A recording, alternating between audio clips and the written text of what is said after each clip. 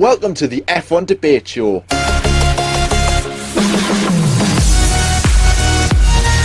Is McLaren's relationship with Honda ending? Pirelli announced 2017 tyre choices from Australia to Azerbaijan.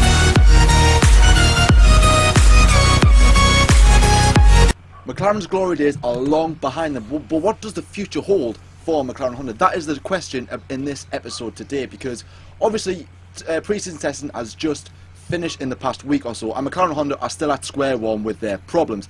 And obviously everyone has been asking themselves, why is McLaren Honda so bad? I mean, it is awful to actually think that McLaren haven't really made any progress since Honda came back into the sport in 2015. Even prior to McLaren Honda, McLaren were just nowhere near the front. So the question is, like, what does the future hold for McLaren? Where can they go from this? And what is going wrong? And I mean, should they stick with Honda? Because in a recent interview, as we've seen, Zach Brown, you know, one of the head guys at McLaren, has said that McLaren aren't in a crisis.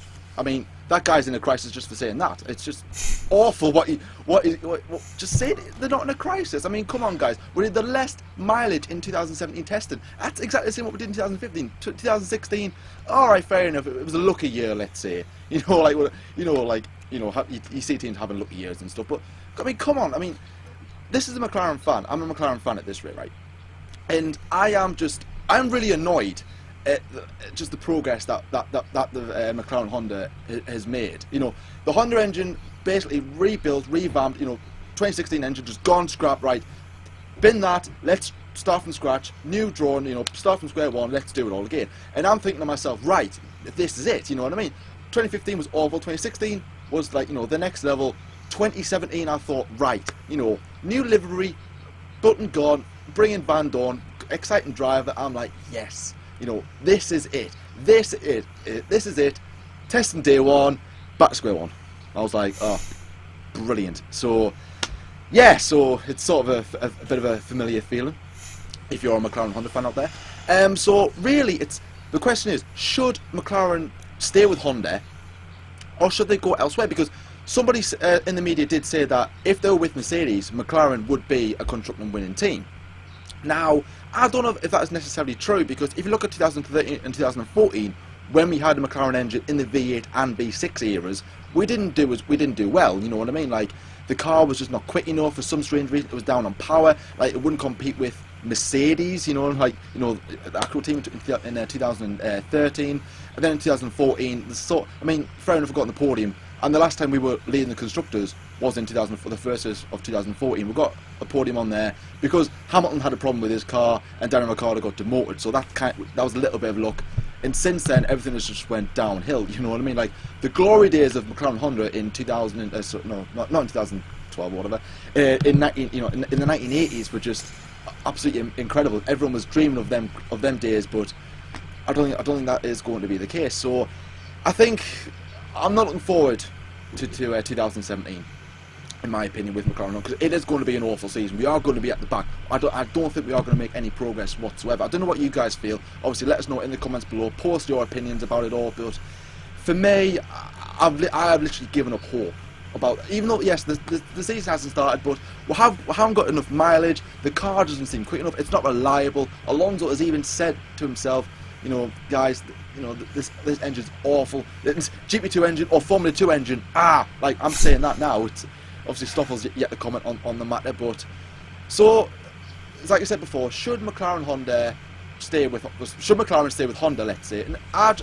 think no. I think 3 seasons at this level isn't good enough, in my opinion. I mean, look at teams like Renault. I mean, 2014 was an awful year, and they're starting to pick up the pace just a little bit. The Renault engine this season looked very, very strong. Now, if you look at when, obviously, 2012, 2011, the Red Bull years, you know what I mean? And obviously the years of 2005, 2006, when they won the Constructors' Championships with their engine, had a very, very strong engine in the V8 era. In the V6 era, it didn't really get off to the best of start. Obviously, we've seen Red Bull was down on power. Other teams such as Lotus, obviously they were absolutely awful. 2015 it was better, but 2016 was definitely, I would say, a good year. More stuff for Red Bull. I mean, they won 2 races, but then again, the Mercedes engine was just unbelievable, wasn't it? And obviously they were in the Renault, who had a bit of a poor season. However, this season they are looking quite They are looking quite strong, as are Red Bull. So, I mean, so I honestly do believe we should part companies with Honda. Let's look at let's consider Renault. Let's consider maybe Peugeot, Ford. Let's try and get some people back in to Formula One. You know, obviously when we did have the Peugeot engine after the Honda era, obviously ended. Obviously when they wanted to pull out of the sport. So I mean, Lyle, obviously you know how much McLaren's in a crisis. They are in a crisis. Even Zach Brown said, "We're not in a crisis. We are. It's awful. You know, championship winning team. We haven't won a championship in ages. You know, it is annoying, really, at the end of the day. 3 seasons at the same level just isn't good enough. So, what do you think McLaren should do? Should they stick with Honda, or should they look elsewhere?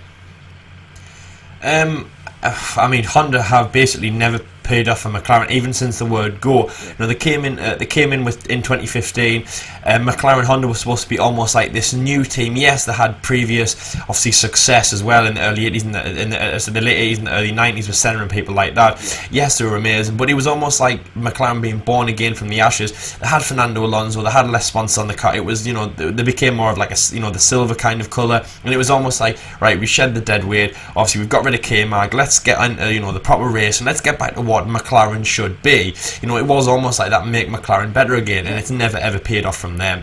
But to be honest, John, I mean, if you know, when you think you're questioning that question yourself, you know, I mean, you think, why did even at the end of 2015, why did they even stay with Honda then? Obviously, after how bad they did in that season, and obviously, as you know, that 2015 was a terrible season for McLaren, unbelievable. As I say, a massive joke, and obviously GP2 engine, which was Fernando Alonso's, obviously, you know, it was kind of like, you know, like a spot, like, you know, disrespect to the Honda Formula One engine, what Honda had built. Also, it was in their home race as well in Japan, and it was almost like that disrespect that Fernando was showing, because he was like, you know, come on guys, this is ridiculous. Obviously, I've been with so low down teams. I'm a double world champion. Yes, I was a Ferrari. I only won races. I was in the spotlight for, let's say, 2 times to win the world championship, but I didn't. Yes, you know, I was here and there and everywhere, and obviously I didn't win. As I say, I didn't win a world championship like I wanted to, a Ferrari, but I would go back to my Ferrari days rather than just stay at me, you know, kind of rubbish McLaren days. But it really was bad. Anyway, let's stick to the now. Anyway, so yeah, so as Jordan said, they did terrible in winter testing. So out of the whole pre-season, out of the whole 8 days of 2 tests that they did 425 laps, which is less than half, or more than half even, let's just say, from the 710 laps that they did in 2016. I think just more than half there, which is absolutely terrible for them. And it was also less than half the Mercedes did, and Mercedes racked up almost 1100 laps. I mean, obviously pre-season is very important in terms of getting laps and getting, you know, response from the engine.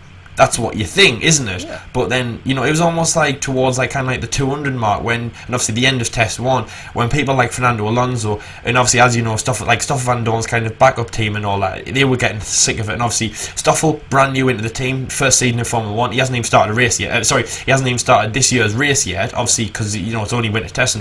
But on the other end of the spectrum, obviously Fernando Alonso, been in more than a decade, multiple world champion, he's had enough, as John said, yet again. So he went to go and criticise and things like that, and it's just not worked. I mean, they were, you know, absolutely terrible. They were at the back, obviously, with teams like Sauber, which, you know, come on, this is you know, it is almost embarrassing at the end. And then Fernando Alonso is basically, everything's just kind of exploded when he's had a go at Honda as well. He's had to go at them in the papers. He's just not happy with them whatsoever. He's not happy with himself also, because he's like, well, what am I doing at McLaren? He still believes in them, but not if they're going to keep going on with you know, a Honda engine like that. So the future of McLaren, I mean, it's really hard to decide. The kind of, when we're talking about engines, the first thing I want to say is the Mercedes. Now, obviously, there's a lot of teams that use Mercedes power in the grid at the moment, so I've got to say, if they went back to McLaren Mercedes, I'm not sure that would be the right way forward. And this is probably kind of, well, I don't know, it was kind of 2 ways. I mean, again, me and John were talking about this before we started recording. McLaren are a very big name in Formula 1. They're a massive team. Obviously, with Bruce McLaren, there are many world champions that they've had in the past. Obviously, people like Ayrton Senna, who basically lifted, well, I'd say he's probably the most iconic McLaren drivers world champion, really. Very iconic, unbelievable, really. So they're, on one hand, they're very known in Formula 1, but then now they're a back market team, so it's like they can't be too choosy about what they're getting. But would they really want to go to a Mercedes engine and follow the crowd? Well, that's the thing. In the olden days, let's even just say 2012, they could afford to do that. But now, can they? Because obviously they've been, they are a back market team. As again, me and Jordan said before, they're a back market team now. They're at the back, they're challenging people like Sauber, Haas, teams like Renault, Toro Rosso, and that's obviously Toro Rosso. With the Red Bulls and the Ferraris. I mean, fair enough. No one can really put a challenge to the Mercedes, but we shouldn't be challenging it with the Saubers. I mean, don't get me wrong. The car looks like a back market car. I mean, when Fernando Alonso said that he wasn't going to Mercedes, he obviously, when they announced Bottas was obviously driving for Mercedes, Alonso had said that Mercedes had approached him, and he said no. And when he said that, I thought he sees something in McLaren. For him to turn down a drive at Mercedes where he could win a third championship, which he wants to do before he retires. He said that he wants to win a third world championship before he leaves the sport.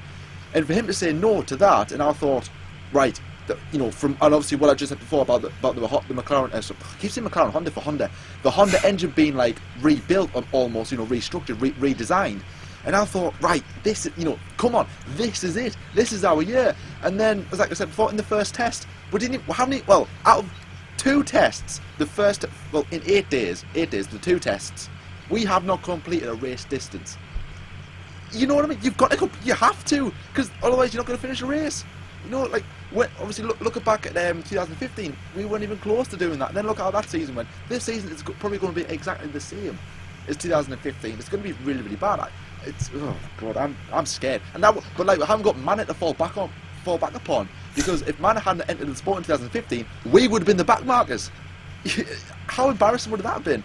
And now we haven't got. Oh, it'd been terrible. Now we haven't got Manor to fall back on. It's like, the nice fluffy pillows have gone. There's spikes there. What we're going to do? This is going to hurt, and it is going to hurt. But oh god, it's stressful. It really is stressful. But I mean, what are you going to do? But it's who would put their engine in a McLaren? Because for a brief moment, let's forget about McLaren.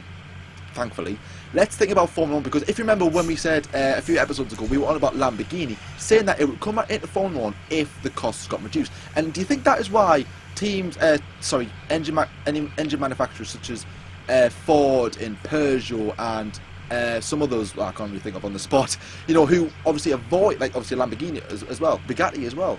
So who would obviously avoid that because of the costs? So do you think if the costs had been reduced, maybe someone as Ford and Peugeot, who McLaren used to have, obviously would be able to come back into the sport, which I would like to say, but at the moment anything is better than a lawnmower engine is better than a Honda engine. I'm being very, very critical here.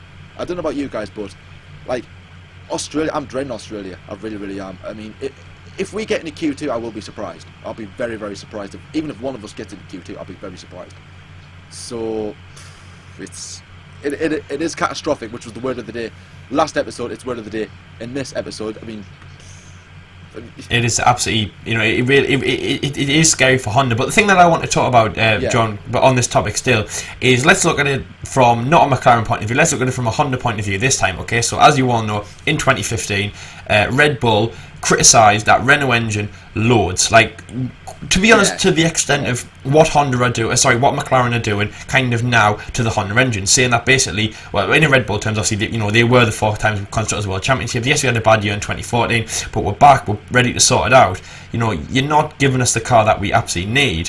We're not giving us the engine that we absolutely need. And obviously, in 2016, they used a Renault engine, but they had to call it a Tag Heuer. And as we knew, because obviously we said that in many episodes as well, their relationship wasn't very good. So, John, and this might be a little different as well, because obviously remember Renault and Red Bull, obviously they're like buddies. They won 4 times, drivers and constructors together. Yep. Obviously McLaren and Honda haven't done that now. Let's say now, because I mean obviously that was almost 30 years ago. I mean it's maybe a bit hazy then. So anyway, so if McLaren keep criticising Honda, and remember they haven't got another engine deal in the bag, they haven't got Mercedes to fall back on, or they haven't got an Alfa Romeo or a Lamborghini or a Peugeot or a Fiat or a Danica Fiat.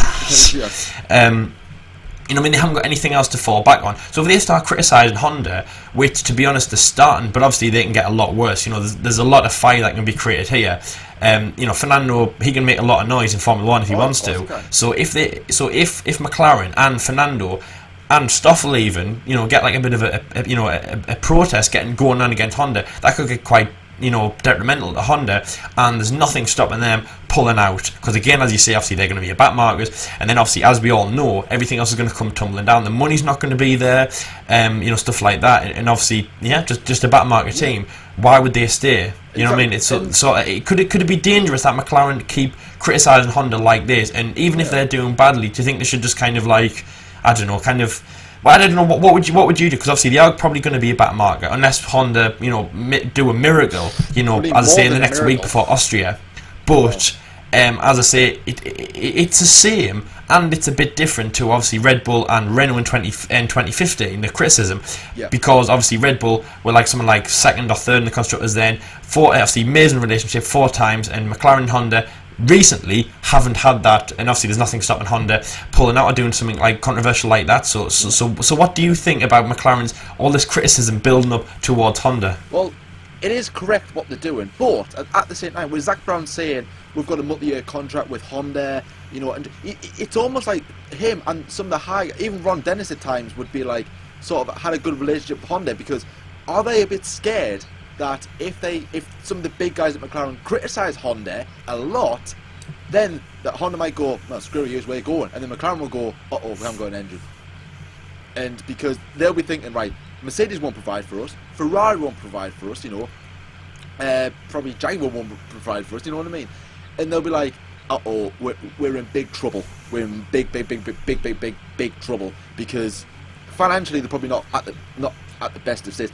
I mean, I seen a statement the other day where apparently McLaren were fearing for the future, which, I mean, it's an embarrassment to Bruce McLaren's legacy at the moment. But it's, I mean, for obviously for Alonso to criticise the engine, of course he can, because he's the driver at the end of the day, and he's a world champion. He can say what he wants. He's one of the most experienced drivers in Formula One right now. He's one of the best drivers we've ever seen. So of course he can say whatever he likes.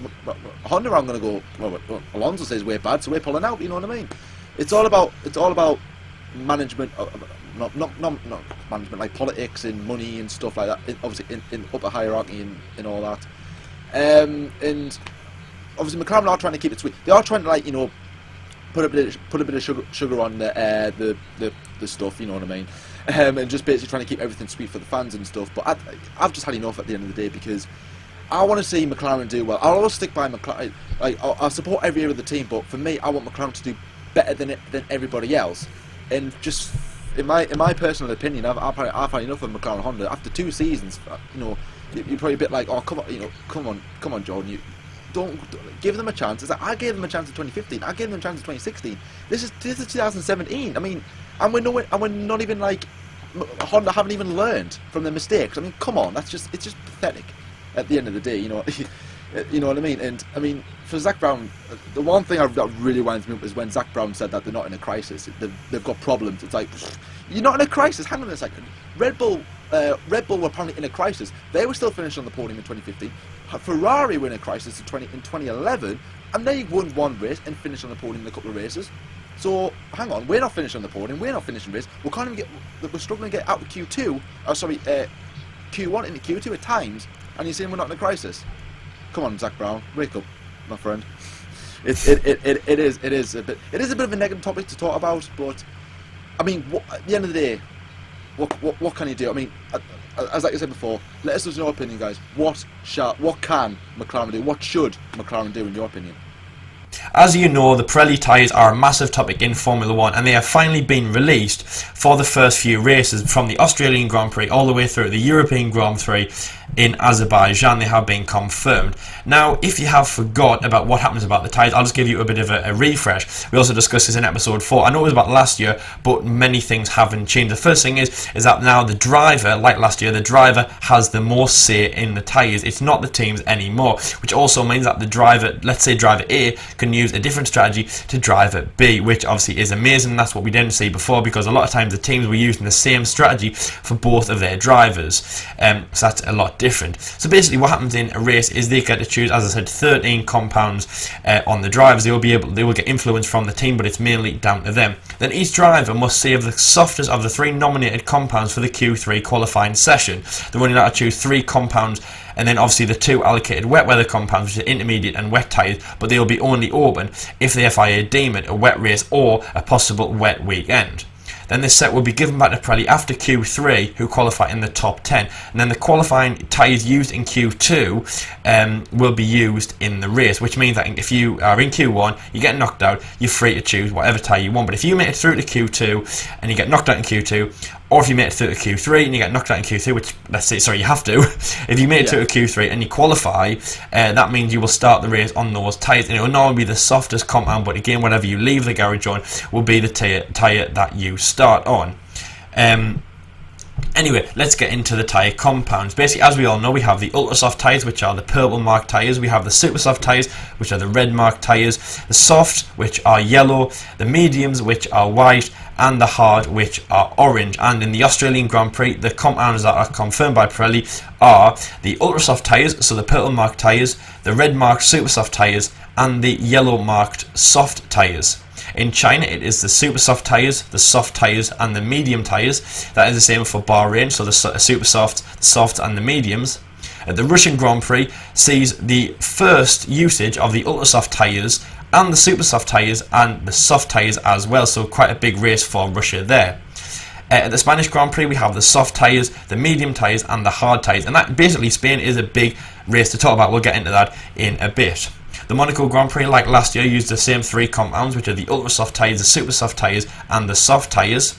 Again, the same as the Canadian Grand Prix, which uses the ultra soft tyres, the super soft tyres, and the soft tyres. And the Azerbaijan Grand Prix, which uses the super soft tyres, the soft tyres, and the medium. No ultra soft, which is very strange. Remember that they Pirelli have to decide these before 14 weeks in advance of a flyway race, and the European race, which obviously is close to the Pirelli base, is 8 weeks.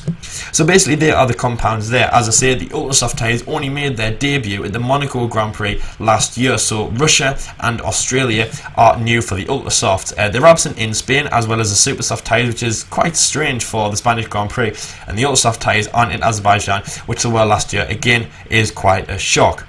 Anyway, now let's get on to the tyres. Now, obviously, the Pirelli compounds that we're using this year are the same as last year and the same as many years beforehand. Obviously, ultra soft tyres were introduced last year, so they're in their second season. But basically, as you all know, the dimensions of the tyres of the wheels have changed. The rear wheels have got a lot fatter.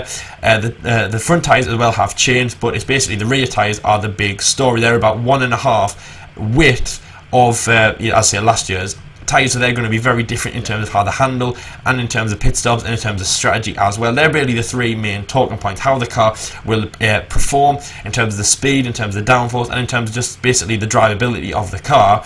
The pit stops, so obviously what are the pit stops going to be like, especially with the pit crew using these massive tyres as well, and strategy as well. How many times are they going to 2-stop? Are they going to 3-stop? Are they going to 1-stop? Are they going to non-stop? Which they're not allowed to do, unfortunately. Non-stop. If you ever try that in F1 2016, you'll be disqualified on about 3 laps to go or something. I haven't done that in a long time, just because you know that you can't do it in real life.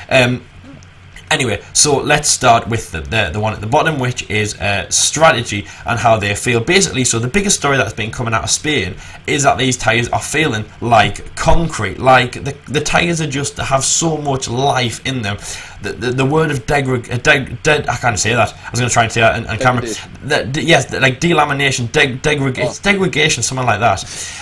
That kind of word where the tyre will just, as you know, obviously the car will just kind of shred away, and then eventually it'll just be there with no life left. Basically, that is just kind of absent from this year. I mean, as we've seen, obviously teams have been running 100+ laps on the same compound tyres, and there's been nothing coming off these tyres whatsoever. And basically, Paul Humphrey has been saying that they could easily do 1-stop around many circuits on the grid. Obviously, the Spanish Grand Prix, the Russian Grand Prix, the Monaco Grand Prix, the Canadian Grand Prix, things like that. Maybe that are a little less tyre heavy. Obviously, tracks like Australia will probably be a 2-stop strategy, but and obviously heavier tracks if you can think of any more out there as well. Maybe Silverstone, Spa, Hungary is quite demanding on the tyres, Brazil. But the tyres are very much kind of like sustainable. They're much better than last year. They're hanging in a lot better out there. And then it comes back to obviously the FIA, the FOM trying to always improve it for the fans, and basically having things like one stop. Well, I always think to myself, isn't that better for the fans? Because if you think about it, going in the pits is a bit of a waste of time for us watching, isn't it? They go in 80 kilometres an hour, 80 speed limit, go along straight line, no overtaking, go in, change, unless obviously there's a bit of a problem, unless Red Bull are in the garage, when obviously they'll forget the tyres. Yeah. Where's the guys? And it's less fun for us. We want to see them on the track. We want to see them racing, and that's the thing. If they can like things like one stop, if they can knock down their stops, that's better for us. It gets them out on the track more, it gets them racing more. But on the other end of the spectrum, we like seeing pit stops, and that's where it comes into these. Are these tyres? How are they going to hold up in pit stops as well? Obviously, teams like Williams, who hold the DHL fastest pit stop award, I think it's 1.92 seconds the fastest of last year. So things like I say ridiculous. Obviously, they know the ridiculous speed of what they're doing. Again, like we went on the Force India tour, they were saying things like the incredible practice that the pit crew use, especially now that refueling isn't in. Obviously when refueling was there, I think it was something like the refueling took about 12 seconds to do. So you change that front tyre in 12 seconds and you are fine. You can change a bicycle tyre in 12 seconds. So you've got all the time in the world, but now it's in, out, shit it all about, and you just get the job done. Anyway, I'm really excited to see what these Pirelli tyres will do. Anyway, so Jordan, I mean, these tyres, massive part of the car. I'd say one of the biggest. You think the engine, the driver, and then the tyres are a massive point. Just let's go off my first point first. Obviously about obviously Paul Humphrey, massive in Formula 1 in the Pirelli as well, FIA, has been saying that these cars could easily do one stop because basically the tyres, court are like concrete.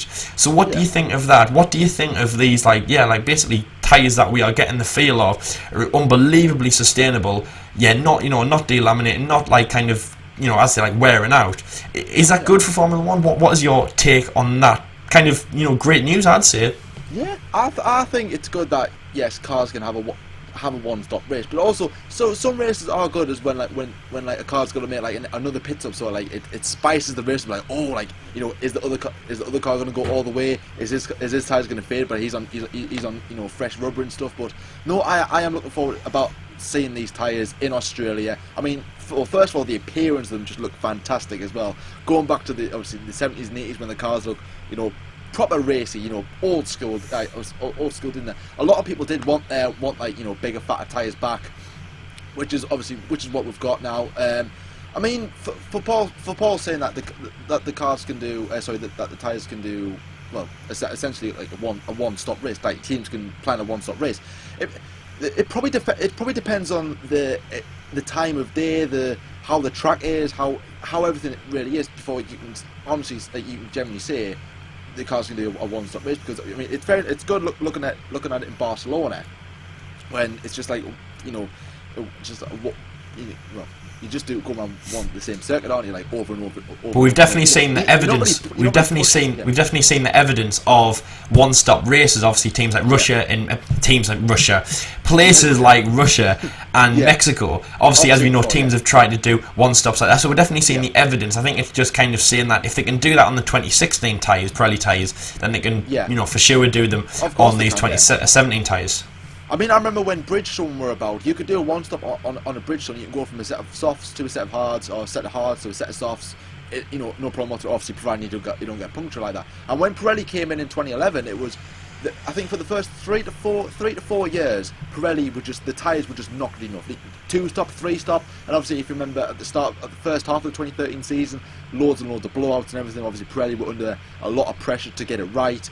Otherwise, they probably would have been kicked out the sport. Probably would have bought Michelin back if you remember Michelin. If you got McLaren Honda branded tyres. Exactly. Oh no, that would be awful. Let's not go back. Let's not think about that. But yes. So yes, I think it would honestly make racing a lot more exciting having a one-stop race. But also as well, pit stops. I'm looking forward to them. I really am, because the bigger tyres, heavier, so it is going to like put more pressure on the pit crew. I don't think we'll see as quick.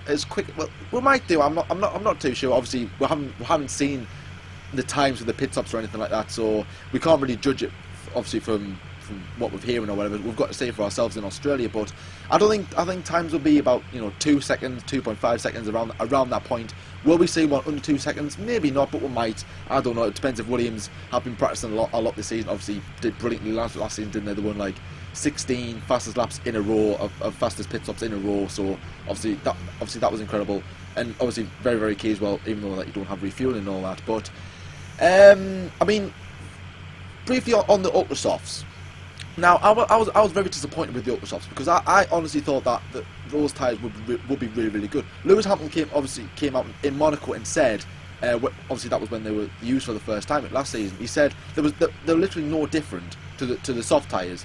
He said you could honestly do a pole position lap on the soft tyres, and compared to the ultra soft tyres, and there'll be literally no difference. If anything, the soft tyres the super soft tyres might be faster. So again, it will be interesting to see which tyre would be best, because obviously you'll see in some races where they might go right. We're on the quickest tyre, the super soft tyres, but we are going to go on the softs because we can get more faster lap times out of the hardest set of tyres. I mean, if you rewind the clocks back to Malaysia 2012, when Alonso was in the lead with the medium tyres. However, Perez was on the hard tyres and he was catching him.